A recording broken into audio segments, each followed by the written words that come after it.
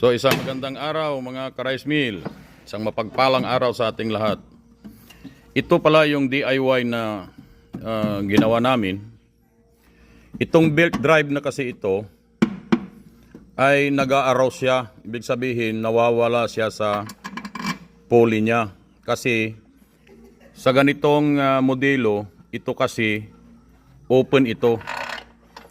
So laging nahuhulog, hindi siya makaikot dito na ibaba niya yung kuwan ng palay dito sa hopper natin. So ang ginawa ko, nilagyan ko siya ng stopper. Ito nga ashtray lang ito eh. Binutasan ko sa gitna. Kung makikita nyo dyan. Tapos mayroon akong yung transparent na materials. Nilagay ko dyan. So hindi na siya nahuhulog ngayon. Baka mangyari sa inyo ito sa ganitong modelo, pwede nyong gawin yung ganito. No?